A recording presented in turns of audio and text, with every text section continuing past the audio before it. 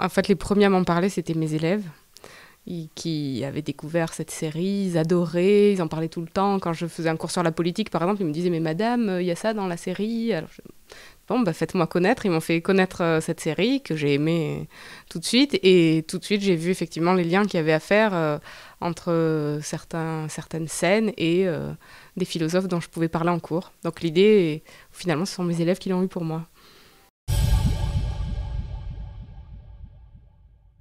Ouh. Bah, Harry Potter, j'aime beaucoup aussi. Donc on pourra en parler longtemps. Il y a beaucoup de choses à dire sur Harry Potter. Le Seigneur des Anneaux, j'ai l'impression que la saga de Tolkien, elle tourne essentiellement autour de la problématique morale. Est-ce que quelqu'un qui agit vertueusement est réellement possible? Est-ce que l'action par pure vertu est possible? Tolkien semble très pessimiste sur cette question, à l'inverse de J.K. Rowling dans Harry Potter. Game of Thrones, elle couvre un champ qui n'est pas celui de Harry Potter, qui est celui de la politique, par exemple, de la philosophie politique. Elle va beaucoup plus loin dans des questions de philosophie morale, et elle pose aussi des questions de métaphysique. Donc je dirais que peut-être les domaines d'interrogation ne sont pas les mêmes. Ouais, sûrement parce qu'elle touche justement ces questions-là. On m'a fait la remarque récemment de voir qu'il y avait un paradoxe entre l'époque au moment où se déroule la série, qui a l'air d'être un temps très reculé, moyenâgeux, et l'extraordinaire actualité des thématiques évoquées.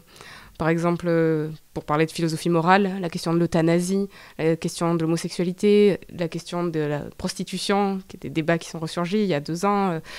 Tout ça, c'est extrêmement contemporain, alors que c'est une série qui se déroule, semble-t-il, à une autre époque. Je pense que cette tension entre un univers fantastique dans une autre époque et son extrême actualité, outre la qualité des scénarios, des décors, des costumes, etc., du casting, ça participe du succès de cette série. Et j'espère que j'ai pu montrer que c'était un objet digne d'un intérêt réflexif, outre que c'est un objet de divertissement. Moi, je vois, je ne sais pas si vous aussi, mais les objets de la culture pop, ça souffre d'un discrédit dans le monde des intellos. Si on dit qu'on regarde Game of Thrones, voilà, il vaut mieux faire dire qu'on a regardé un film sur une chaîne franco-allemande à 1h du matin, sous-titré, qui dure 4 heures sans pause. Là, on a l'air intelligent, et puis si on dit qu'on a regardé Game of Thrones, on donne l'impression d'être moins intelligent. Et moi, c'est de là que vient l'envie de promouvoir ces objets de la culture populaire. Bon, la saga Harry Potter, des chansons de variété. Et là, Game of Thrones, c'est pas un simple plaisir sans consistance. Il y a une profondeur philosophique de la série. Il y a des vraies questions de philosophie morale. Il y a des vraies questions de philosophie politique. Il y a des vraies questions de philosophie, de métaphysique.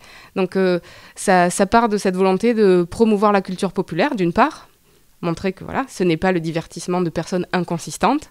Et d'autre part aussi, ce que je voulais faire dans ce livre, c'est montrer que la philosophie, c'est pas une discipline destinée à quelques intellectuels coupés du réel, des vieux ennuyeux qui parlent dans un jargon où on comprend rien, ils s'amusent entre eux, on sait pas à quoi ça sert, la philo. C'était de montrer, mais la philo, ça sert. Et d'ailleurs, ils en font tous, là, les personnages de Game of Thrones, sans le savoir, ils font de la philosophie appliquée. Et nous, spectateurs de la série, on le sait pas, en regardant Game of Thrones, à notre manière, nous faisons de la philosophie.